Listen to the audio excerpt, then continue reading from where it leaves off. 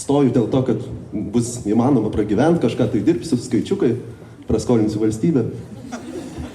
Na, iš tikrųjų, tai yra tiesa, kad tai yra mokslas apie išteklių naudojimą, kai ištekliai A yra riboti ir B yra alternatyvos. Taip, ir man atrodo, kad tos alternatyvos iš tikrųjų yra įdomioji ekonomikos pusė, todėl kad tos alternatyvos, jos suponuoja būtinybę rinktis. Ir mūsų visuomeninėme gyvenime, tarkim, mes visada esam priversti ekonomizuoti. Tarkim, įsivaizduokit, yra karo mūšio laukas, taip, baigėsi mūšis, medikai karo ateina į lauką ir žiūri, kuriuos dar leisgyvius žmonės gelbėti. Ir ištekliai yra riboti, tai irgi yra ekonomika, tai yra ekonomizavimas. Ta prasme, tu turi rasti tokį sprendimą, kuris duoda geriausią naudą šiuo atveju, sakykime, kažkokiai konkrečiai kare dalyvaujančiai kariuomeniai. Tai ekonomika nėra apie tai, kad ten į kažkokias lenteles sudėliosi skaičius ir gaila, kad mūsų, tarkim, diskursas labai dažnai ir tas ilgesys, mums reikia profesionalų vyriausybės, specialistų vyriausybės, kažkokių specialistų, kažkokie specialistai, tai čia ir yra ta prezumpcija, kad yra kažkokie žmonės, kurie į lenteles moka kažkaip dėlioti ir iš tų specialistų yra tikimasi, kad jie ateis, sudėlios į Excelį skaičiukus būtent ir tas Excelis ir išspjaus kažkokį tokį outputą, atsiprašau už lietuvišką žodį, kuris bus visiems labai geras. Ta prasme, niekam nereikės galvoti, niekam nereikės rinktis, niekam nereikės svarstyti. Tiesiog jis bus geras dėl to, kad jį padarė specialistai. Tai nieko panašaus, todėl kad ekonomika visą laiką yra apie pasirinkimą.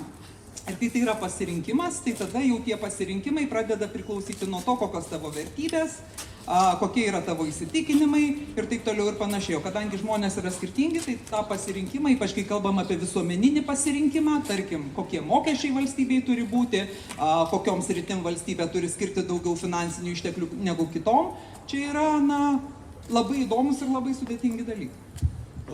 Egzistuoja daug ekonomistų šiame pasaulyje, kurie sako, kad ekonomika yra pats aukščiausias mokslas, kuris geriau negu kas nors kitas paaiškina žmonių gyvenimą. Ar jums atrodo, kad ekonomika yra būtent tai, kas gali mums paaiškinti, kaip sudėlioti akmenis yra ir kodėl mes kartais padrimbame gatvėje ir taip toliau?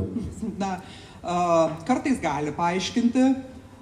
Pavyzdžiui, pradrimbame gatvėje todėl, kad ištekliai, kurie turėjo būti skirti gatvių valymui nuo ledo, buvo skirti, tarkim, auksinių, žibintų pirkimui ar dar kažkokiem kitiem tikslam. Tai turbūt kažkokius dalykus gali paaiškinti, bet įsivaizduoti, kad ekonomika gali atsakyti žmogui į klausimą, ką jis galvoja, kokiu nors klausimu, tai tikrai ekonomika nėra pajėgi. Čia kartais būna tokių keistų diskusijų. Pavyzdžiui, mėgiama Lietuvoje diskusija apie reikia progresinių mokesčių tarifų Lietuvoje ar nereikia.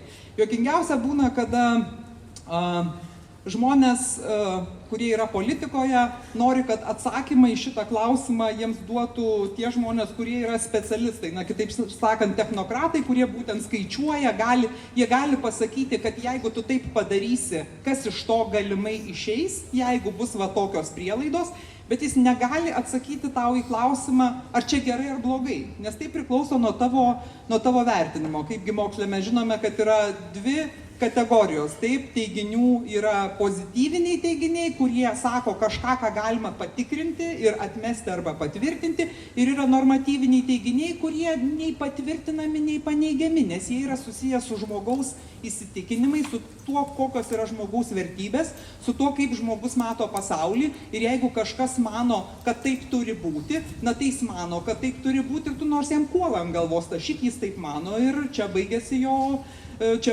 jo įsivaizdavimas apie vieną arba kitą dalyką. Tai kadangi visuomenėje tų įsivaizdavimų gali būti daug ir visokių, tai ta konsensuso paieška jau čia yra, taip sakant, kitas aukštesnis laiptelis, bet tikrai nereikia įsivaizduoti, kad yra kažkokie labai gudrūs ekonomistai, kurie gali viską suskaičiuoti, kaip ir sakiau, išmesti atsakymą, ir tas atsakymas bus atsakymas į klausimą, kodėl jūs vienaip ar kitaip galvojate. To negali būti.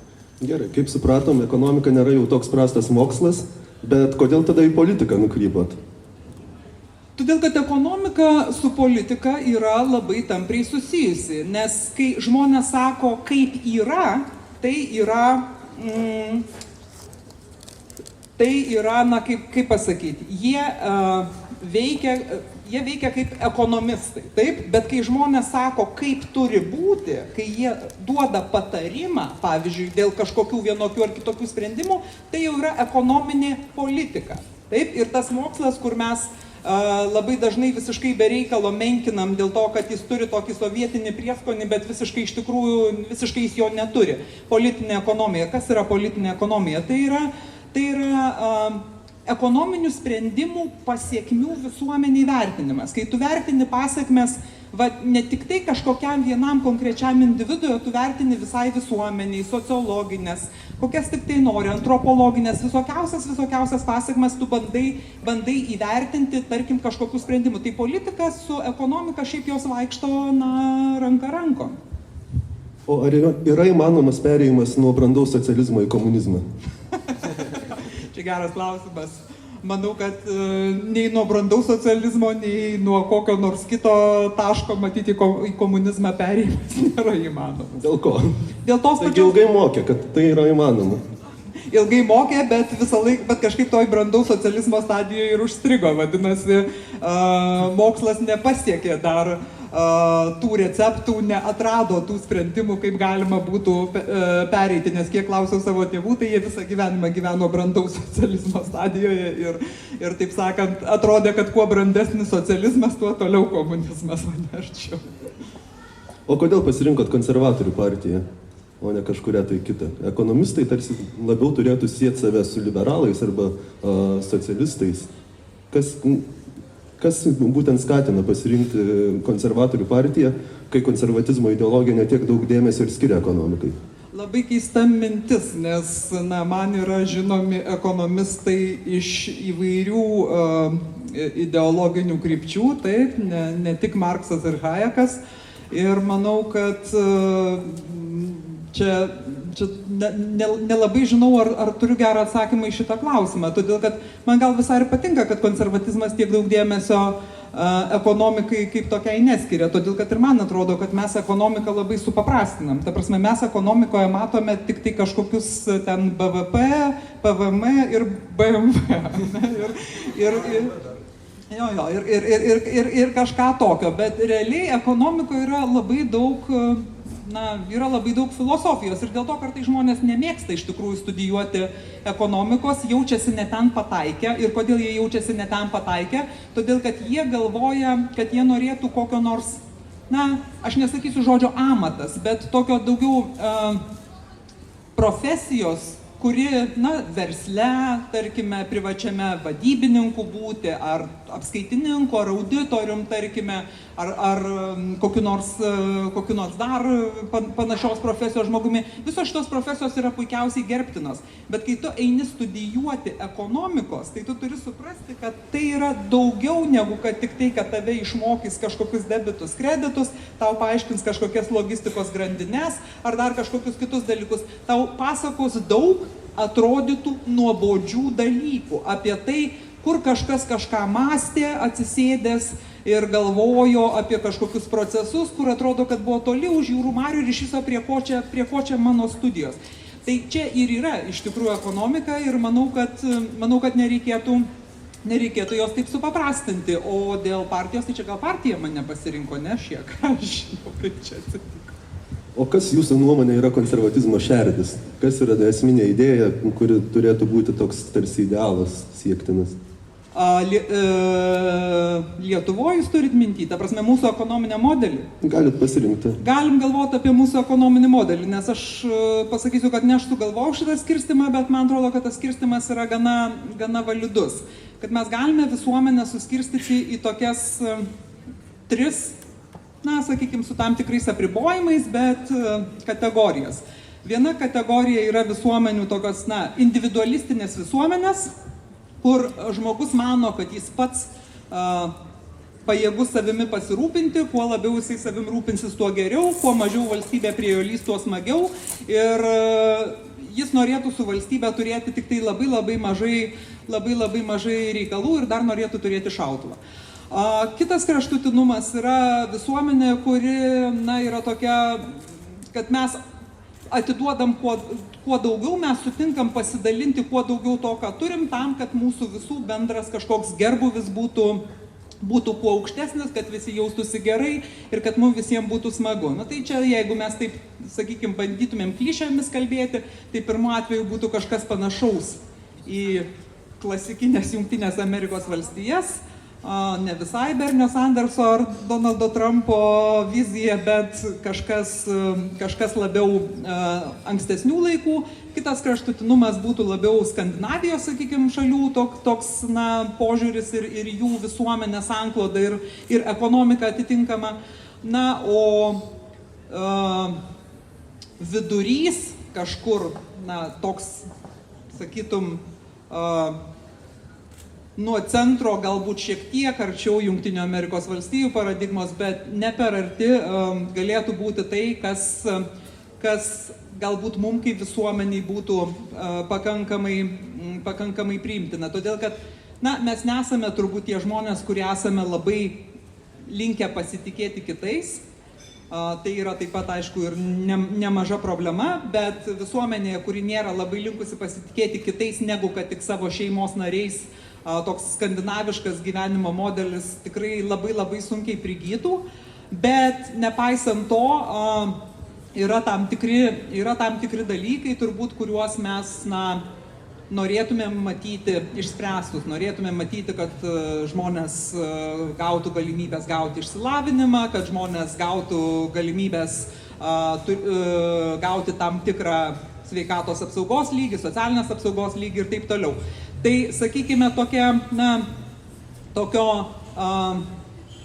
padoraus rūpestingumo, turbūt kitais žmonėmis paradigma galėtų būti ta, kuri natūraliau prigytų prie mūsų visuomenės, bent jau šiame etape, negu kad, sakykime, kažkokie kraštutiniai modeliai, kuriuos sąjūdžio pradžioje buvo įsivaizduojama, kad mes galime Lietuvai tiesiog įdiegti per 2 metų ir akivaizdu, kad nei per 2, nei per 25, nei per turbūt 40 metų tokie dalykai neatsitinka.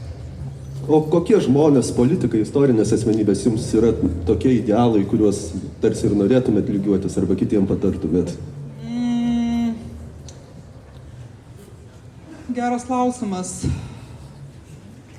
Yra nemažai politikų turbūt, kuriuos aš gerbiu, yra nemažai politikų, kurių daug frazių aš moku ir kartais pritaikau savo kažkokiuose dantinėjimuose, bet tokio, ta prasme, yra žmonės, kuriais aš žaviuosi ir kuriais aš didžiuojuosi.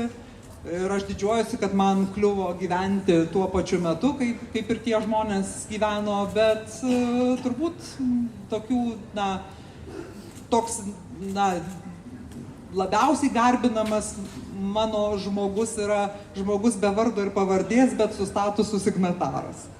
Tiesiog už tai, ką jis padarė. Ta prasme, už tai, ką jis padarė ir koks konkrečiai tai yra žmogus, tai jau yra kitas klausimas, bet signataras yra tas politikas, kur jeigu aš būčiau galėjusi būti signataru, tai man turbūt nieko daugiau gyvenime būtų apskritai nereikėjo. Kadangi einate į politiką, ko gero, iš ekonomikos vis tiek pasiėmėt labai daug ko ir esate investavusi keletą milijonų į užsienio rinkas ir tiesiog jums dabar kapsi pinigėliai. Taip, ypač dabar. Tai nuo ko pradėti? Į bitkoinus investuoti ar nuo ko? Jeigu noriu Pašilaičiuose butą turėti per 3 metus. 3 kambarių. 3 kambarių. Manau, kad į vertybinius popierius visų valstybių, kurios rizikuoja bankrutuoti. Tai buvo juokas, žinoma, nes jos paprastai moka labai didelės palūkanas. Kalbant apie bankrotą, kas laukia Lietuvos kaimo ir ko laukia Lietuvos kaimas?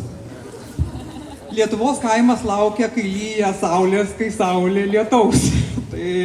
Tai taip, o kas jo laukia ES parama net tada, kada kitoms sritim Lietuva ES paramos tiek daug negaus.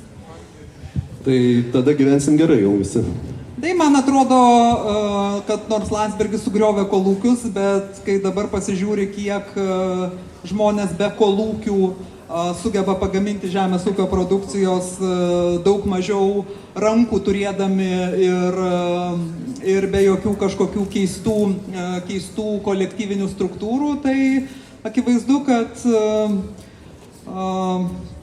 ne viskas buvo taip blogai, kai Landsbergis kolūkius griovė. Toks ar grožis išgelbės pasaulį? Kaimo grožis. Dainų dainelės grožis.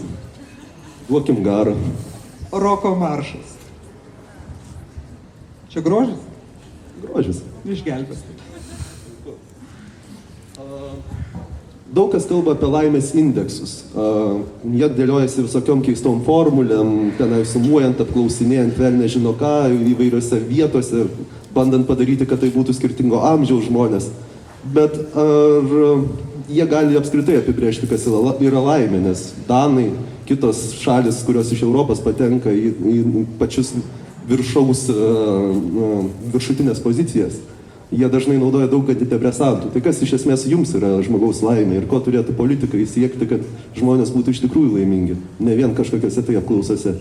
Na, aš manau, kad iš tikrųjų tas laimės reikalas, kaip ir visokiausių kitų indeksų reikalas, mane labai dažnai glumina. Mes, pavyzdžiui, turim tokių indeksų gana keistų, kurie dažniau atspindi ne reiškinį, o tai, kaip žmonėm atrodo reiškinys, taip?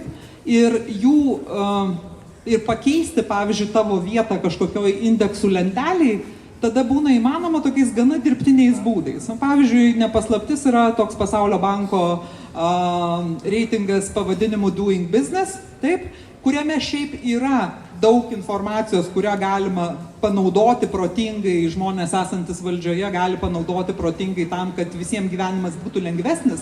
Tačiau apskritai paėmus, didelė yra galimybė rezultatu manipuliuoti. Pavyzdžiui, padaryti kokį nors sprendimą, kuris nepakeičia nieko gyvenime iš tikrųjų, bet pakeis tavo vietą indekse. Klausimas, ar nuo to kažkam atsirado daugiau laimės arba pagerėjo gyvenimas, nė velnio. Ta prasme, tas nieko nekeičia. Taip pat yra, pavyzdžiui, ir su korupcijos suvokimo indeksu. Pas mus žmonės dažnai suvokia, kad korupcijos suvokimo indeksas tai yra korupcijos indeksas, taip? Kad jeigu ten parašytas kažkoks balas, tai reiškia, kad tiek yra korupcijos. Ne, taip žmonėm atrodo. Juo labiau, kad kartais, kai tu bandai lyginti skirtingus rodiklius, taip, pavyzdžiui, kai klausia žmonių, kaip tu manai, kiek, ar korupcija yra didelė? Žmonės pasakys taip didelė, bet kai žmonių paklaus apie jų asmeninės patirtis ir paklaus, ar tavęs kada nors kas nors yra prašęs duoti kyšį, žmonių, kurie pasakys taip yra prašę, iš tų apklausiamųjų jau nebus tiek daug. Todėl akivaizdu, kad tas suvokimas jis atsiranda iš kitų dalykų negu iš asmeninių patirčių, netgi dažnai, o daugiau iš to, kad tu kontempliuoji viešąją erdvę. Tai taip ir su ta laime. Kai vienu metu laimingas gali būti žmogus iš Vanuatų ir iš Danijos, taip, turint minty, kad jų, gyvenimo sąlygos mūsų akim vertinant, tai yra du skirtingi kosmosai, klausimas, iš kur tas ateina. Tai be abejo, kad tas ateina iš vidinio tokio jausmo, ko tau reikia. Tai yra toksai posakis, kad laimingas ne tas, kuris daug turi, o tas, kuriam mažai reikia. Ir turbūt tai paaiškina žmonių, kurie gyvena tikrai labai kukliomis sąlygomis ir klimatinėmis, sakykime, ir ten socialinėmis, ir komunalinėmis, ir kokiomis tik tai nori, įsitikinimą, kad jie yra visai laimingi. Saulė šviečia, bananai auga, kokosai auga, vaikai bėgioja, kažkaip ir viskas yra gerai. Tai, o mūsų jau to industrinio ir postindustrinio pasaulio prozako žmonių, taip sakant, pareikalavimas laimė yra visai kitoks ir didelė dalis žmonių iš tikrųjų bando tą laimę kažkaip užsidirbti daiktinėdami, ta prasme kaupdami daiktus ir galvodami, kad dar vienas papildomas daiktas gali duoti daugiau laimės ir tas papildomas daiktas, aišku, laimės neduoda ir tuomet atrodo, kad gyvenimas baigėsi ir nebežinau, ką daryti toliau. Tai čia mums, kai visuomeniai, turbūt ta pretenzija dar galėtų būti mažesnė, todėl kad mes atėjom iš laikmečio, kai nieko nebuvo. Taip? Kai tu ateini iš laikmečio, kai nieko nebuvo, kai džinsai buvo tavo gyvenimo svajonė, kai juos reikėjo nusipirkti už 2 tėvų algas arba 2 senelio pensijas, taip, tai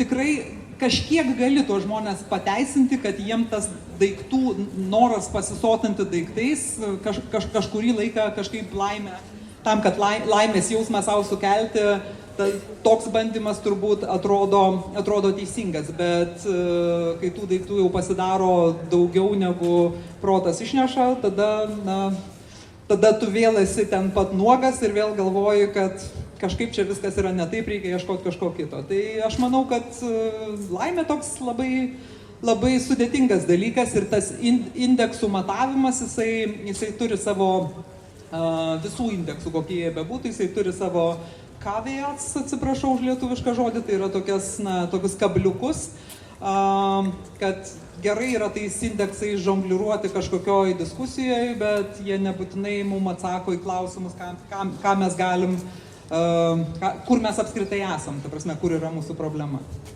Ar jūs palaikot gerovės valstybę? Kas yra gerovės valstybė? Jeigu tai yra gerovės valstybė, irgi yra toks, kaip ir pirmą atveju kalbėjau, nes visos valstybės vakarų sakytų, kad jos yra gerovės valstybės. Klausimas, kur yra ta gerovė, ne? Tai tiek, kiek visuomenė sutarė, kad gerovė yra štai toks vaizdinys, tai ir gerai viskas su ta gerovės valstybė. Bet kada tą gerovės valstybę vieni bando išsireikalauti, visiškai pamirždami, kad ta gerovės valstybė dar ir kainuoja, tai su tokia gerovės valstybė jau yra kitas klausimas, nes klausimas, kur čia jau yra ta gerovė. Tada kitas klausimas, labai greta esantis to. Kalbėkime tiesiai šviesiai. Pasaulį bando užgrobti megakorporacijos. O, taip. Kas jas valdo ir ko jos siekia? Sėdi kalne žmogus su ilga barzda ir bando užgrobti visą pasaulį. Čia Izraelis, ar ne? Aš to nesakiau. Ar blogiausiu atveju dar sykį turėdami tokią pačią vyriausybę, mes subankrotintume šalį? Ar visgi dar ištemptų mūsų ekonomiką tiek? Tokią pačią kaip mūsų? Neabejoju. Ne. Tikrai? Tikrai ne. Gerai, tada lieka kelios minutės, ko gero, iki klausimų iš kitos pusės. Tai iki tol toks blitz turiukas bus. Kokią appsą naudojate dažniausiai telefoną? Ups. iTunes'ą gal? Kodėl ilgą laiką jūsų nematėm socialinėse tinkluose? Ir dabar manęs nemato socialinėse tinkluose. Greitai matysim gal? Gal. Tikrai gal? Gal. Žinome, kad ko gero apie Hašeko citatas netgi neverta pradėti kalbėti arba varžytis. Ar egzistuoja kažkokios 3 didelės knygos, kitos grožinės, kurios jums labai labai patinka? Egzistuoja Voneguto knygos, kurios man labai labai patinka. Nežinau, ar galėčiau 3 išvardinti, nes man patinka visos. Dar iš grožinių Goldsworthio Forsythų saga, iš tokios liūdnos klasikos storų knygų. Na ir dar man patinka Haris Poteris. Žiedų valdovas? Žiedų valdovas taip, bet ne taip kaip Haris Poteris. Gerai, o yra tokios 2 knygos. Viena vadinasi Tai, ką galima išmokti Harvardo verslo mokykloje, o kita vadinasi Tai, ko negali išmokti Harvardo verslo mokykloje. Ir atrodo, jas 2 perskaičius viską žinai apie šį pasaulį. Ar egzistuoja 2 knygos, kurias perskaičius galima suprasti gan gerai ekonomiką? Turbūt neturiu gero atsakymo, bet perskaičius Šauniojo kareivio Šveiko nuotykius apie valstybę suprasti galima tikrai labai daug. Kokią muziką mėgstate?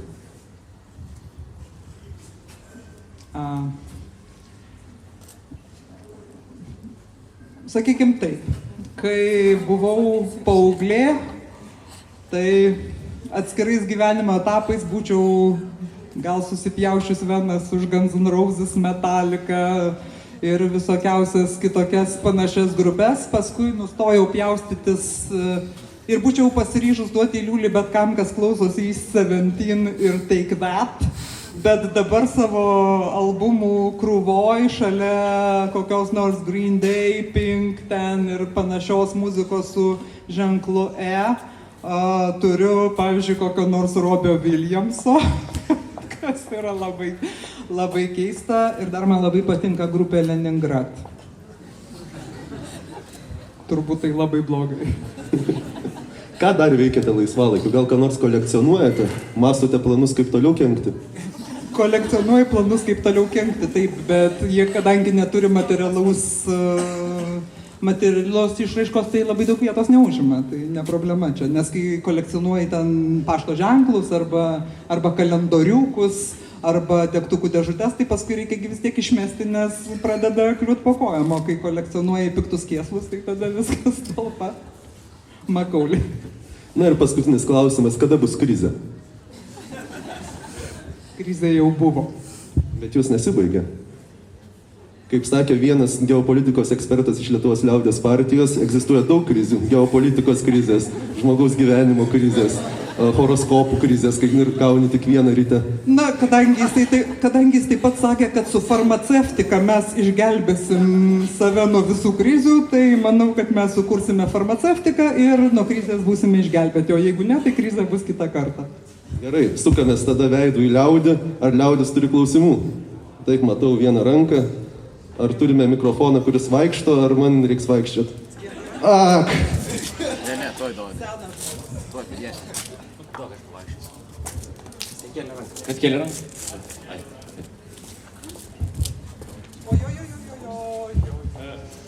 Galiu paklausti, ką Jūs manote apie tai, kad vienai iš partijų, kurios aš dabar neminėsiu, laimėjus rinkimus, kiekvienas Vilnietis turės po naują butą Lazdynuose?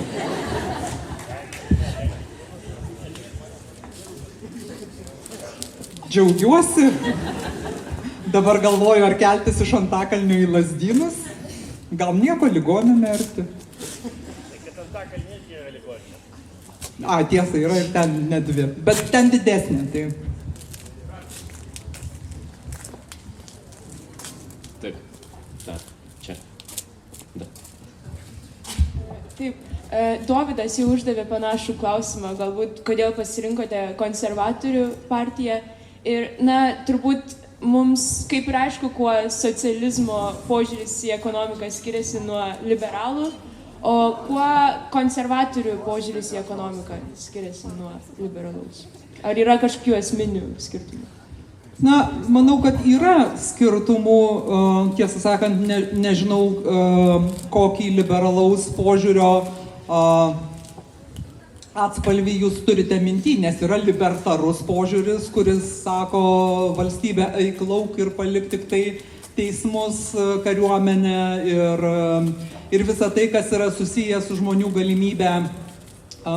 galimybė gyvenant netrukdyti kitam, o jeigu jau trukdo, tai tada pasodink laiku į kalėjimą, laiku nuteisk ir laiku pasodink į kalėjimą, o jeigu užpuls išorės priešai, tai tada apgink nuo išorės priešų, tai jau čia toks visiškai minimalistinis variantas, kuris vargiai egzistuoja. Toliau jau yra, mes lenkamės, taip sakant, tolyn ir tolyn, kalbėdami apie tai, kur valstybė kišasi į ekonomiką. Taip, toliau jau, irgi dar liberalų turbūt požiūris galėtų būti toksai, kad, viską žmonės gali nusipirkti rinkoje. Jeigu kažkam neužtenka pajamų, tai tada padarykime pajamų perskirstimą. Taip, ir tiesiog reikia tada, kad kažkas sumokėtų kažkiek daugiau, negu reikia tik tai policijai ir kariuomenį išlaikyti. Ir teismam, tam, kad galima būtų padaryti kažkokį perskirstimą, kad žmonės vis tiek galėtų visas paslaugas įsigyti rinkoje. Na ir toliau mes, taip sakant, slenkamės link to, kiek valstybė nori prisimti atsakomybės už žmonių, sakykime, švietimą, socialinę apsaugą, sveikatos apsaugą, nuo tokio jau visiškai kraštutinio varianto, kuris niekada nebuvo įgyvendintas, kur turėjo būti iš visų pagal galimybės ir visiems pagal poreikius, taip, iki įvairių kitų atspalvių. Tai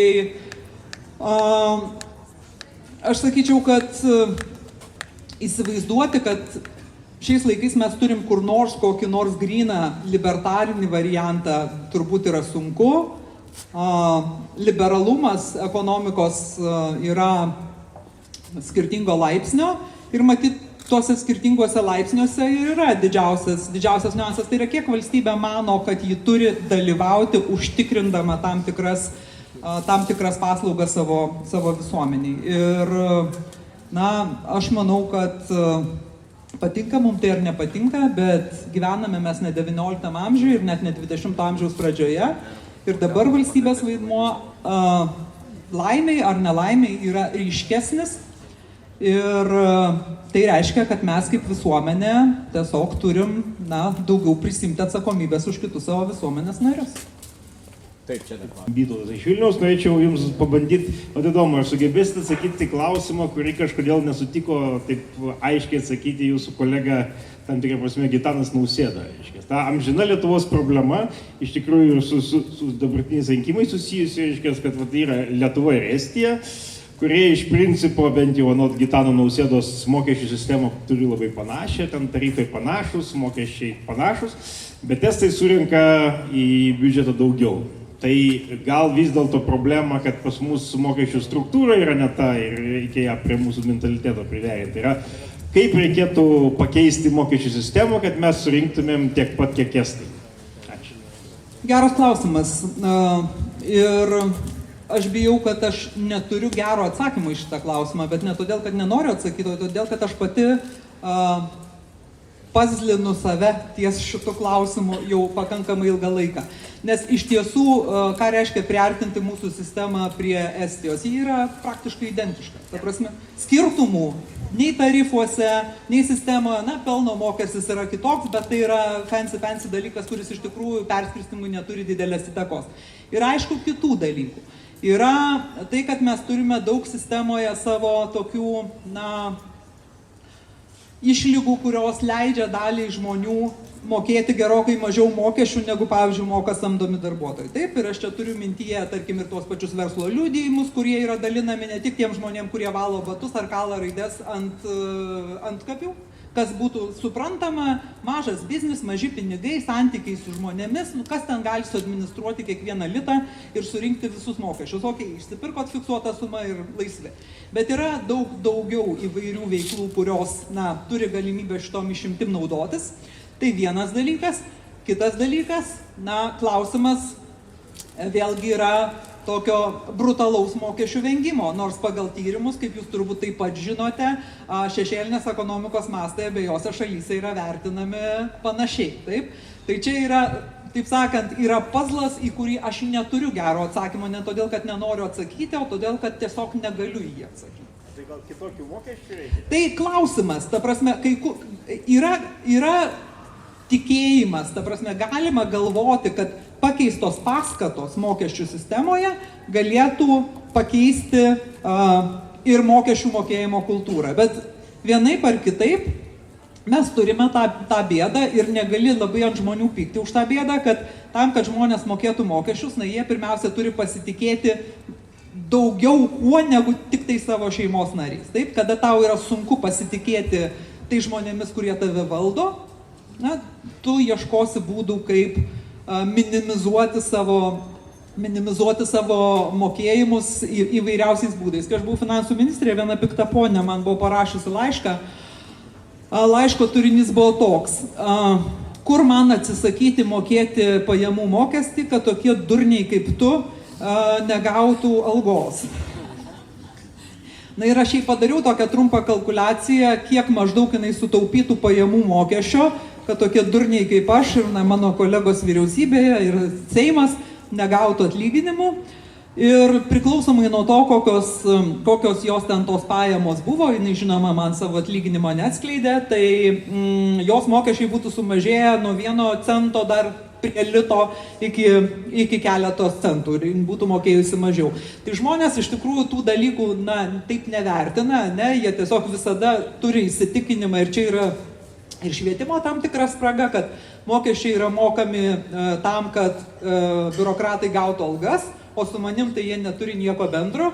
Ir be jokios abejonės, kai tu turi tokią tokią moralę, nes būtinai atsiranda kažkokia vieša informacija, kuri dar parodo, kad tie pinigai leidžiami ne pačiu geriausiu būdu. Tai, bandyti žmonėms spausti kažkaip ir aiškinti, kad jūs turite būti pilietiški, jūs turite mokėti mokesčius, negi jūs nesuprantate, yra svarbu, bet tai negali padaryti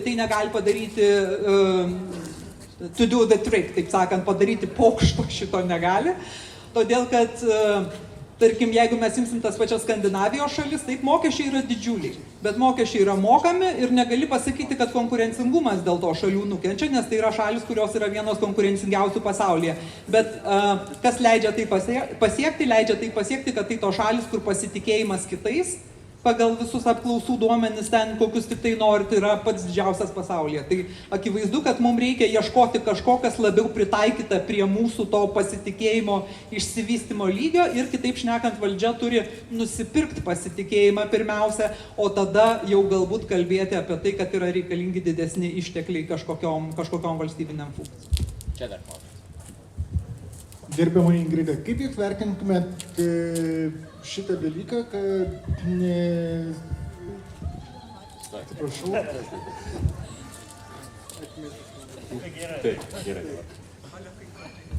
Dėkui.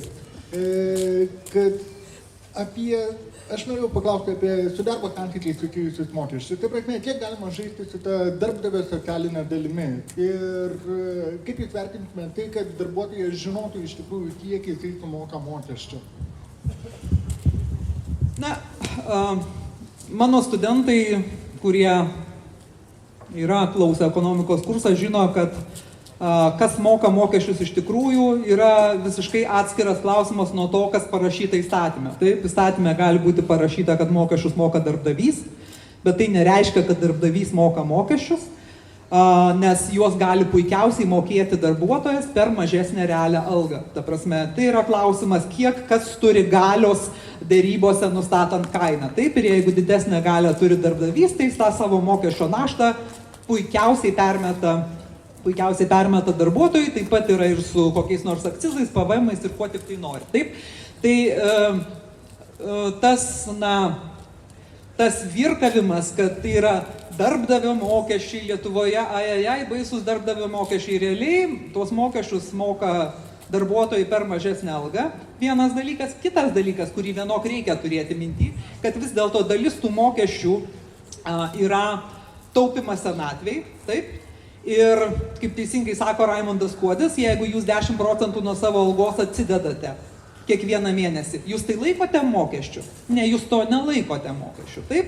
Tai socialinis draudimas yra šiek tiek subtilesnis dalykas, bet aš pritarčiau tai idėjai, kad visi mokesčiai būtų grosinti, jeigu galiu pasakyti tokį negražų žodį, tai yra pridėti prie darbuotojo darbo užmokesčio ir vėliau paties darbuotojo skaidriai mokami, taip, kad jisai suprastų, kokiem draudimam, kokiom sumom jo pinigai keliauja. Kas keliauja bendram perskirstimui, kas keliauja jo asmeniniai papildomai pensijai, kas keliauja nedarbo draudimui ir taip toliau ir panašiai.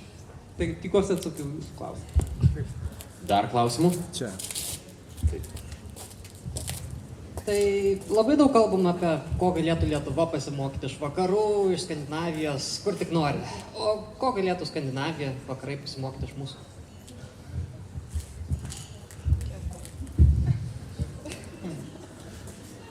Geras klausimas. Aš manau, kad vakarai yra tokia labai plati savoka. Ir turbūt skirtingos šalis galėtų iš mūsų pasimokyti skirtingų dalykų. Per Pietų Europos krizę buvo daug sakoma, kad jos turėtų iš mūsų mokytis. Taip, Graikija turėtų iš mūsų mokytis, ten Ispanija, Portugalija ir kitos šalis turėtų iš mūsų mokytis, kaip sukasti dantis, susiveržti diržus ir neverkti. Tai tokius dalykus galima išmokti, bet galima ir neišmokti.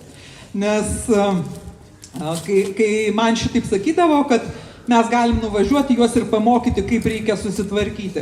Tai jeigu Lietuvoje tokia krizė būtų ištikusi po 25 metų tokio, sakykime, prabangaus gyvenimo skolon, aš nemanau, kad mes būtumėm galėję kažką padaryti su tuo, nes labai sunku pamokyti kartą, kuri, na, pati asmeniškai nelabai net yra prisidėjusi prie tų sprendimų, kurie galiausiai prie tokios situacijos privedė. O, pavyzdžiui, toje pačioje Graikijoje, taigi niekam nėra paslaptis, kad visas tas, na, prašmatnus gyvenimas neuždirbtais pinigais prasidėjo kokiais nors ten 80 metais. Tai po 30 metų džiną į butelį sukišti yra daug sunkiau negu kad po 2 metų gyvenimo nelabai uždirbtais pinigais, kurį mes patyrėm. Tai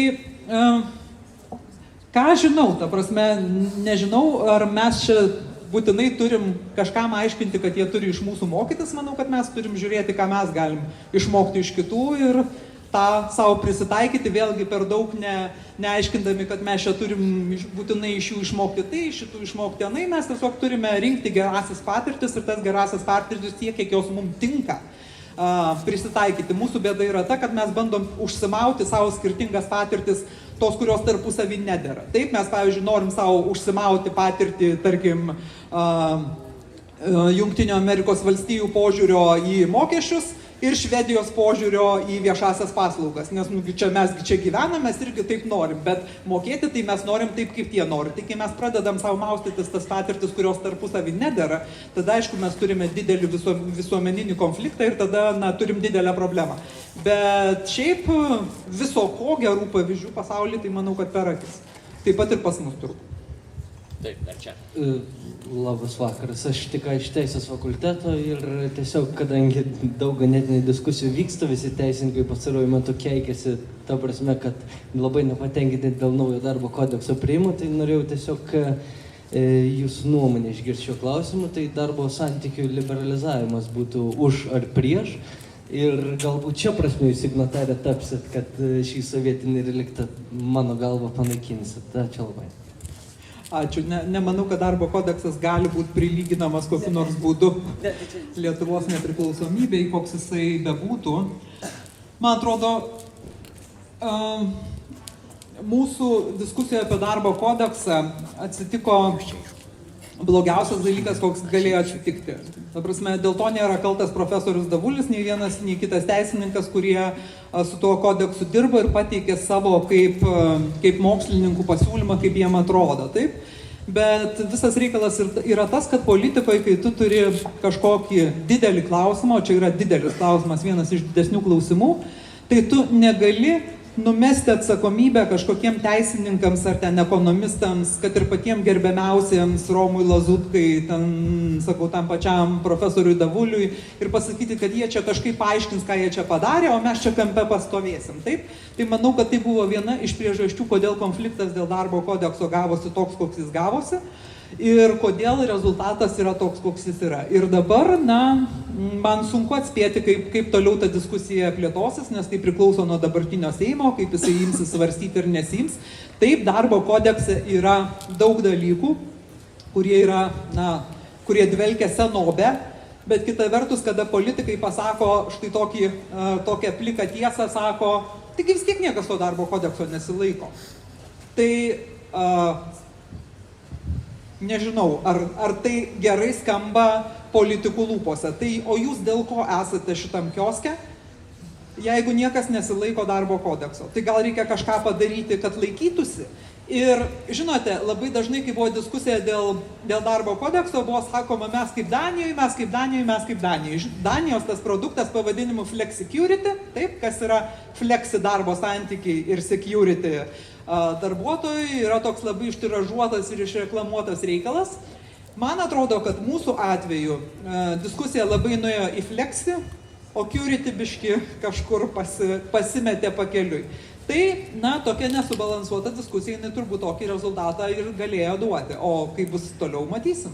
Nes faktas, kad tas darbo kodeksas, kuris yra, jis yra, na, turbūt nebaisiai tinkamas. Kita vertus, argumentas, kad vis tiek niekas nesilaiko to darbo kodekso, tai ką mums jo reikia, irgi skamba keistai.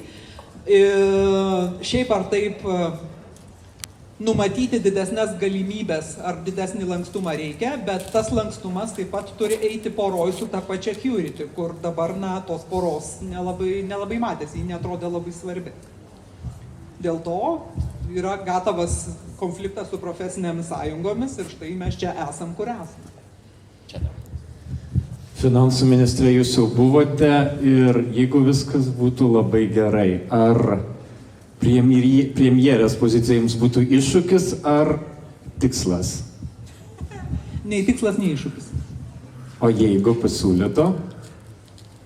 Nei tikslas, nei iššūkis. Tikrai nemėgstu tokių klausimų, kas būtų, jeigu būtų. Manau, kad čia yra, jeigu bobutė būtų su ratais iš tos serijos. Ir mane politikoje labiau domina procesas, negu kad kažkokios kėdės. Aš jau turėjau savo 3,5 metų šlovės ir tiek, kiek tai yra susijęs su mano tuštybė, kiek aš jos turiu, tai mano tuštybė yra užganėdinta va šitai. Tai tikiuosi, tai atsakė į jūsų klausimą. Dar? Na gal čia kažkiek panašus klausimas. Sakykit, kokia valstybė jums labiausia patinka, imponuoja savo ekonominių, socialinių aspektų? Man imponuoja visai skirtingos valstybės. Man, pavyzdžiui, labai imponuoja Šveicarija, taip? Bet man labai imponuoja, kad yra daugybė klausimų, kuriuos gali spręsti referendumu. Kad gali paklausti žmonių, kiek jie nori PVM-o, arba ar jie sutinka, kad būtų mokamos bazinės išmokos visiems. Nuostabu. Norėčiau kada nors gyventi tokioje šalyje, kada bus galima referendume užduoti žmonėm tokį klausimą ir nebijoti, kad atsakymas bus neparduosim žemelės fašistams. Tai šalis nuostabi, perskirstimo lygis žemas, taip, atrodytų, o kaip faina, valstybė kišasi į ekonomiką ne taip stipriai, daug savarankiškumo, daug visokiausių kitų nuostabių dalykų, bet iki tokios stadijos, reikia eiti ir prieiti. Man patinka ir kitose valstybėse įvairūs dalykai.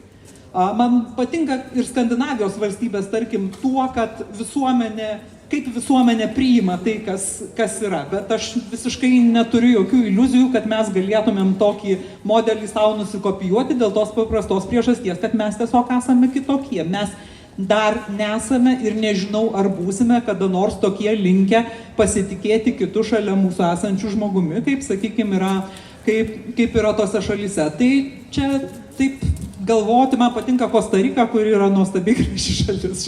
Tai šalis, kurios turi savo privalumų ir įvairiausių kitų niuansų, žinot, nėra nei vienos, kurią galėtum paimti, nusikopijuoti savo, apsivilkti ir jaustis laimingas.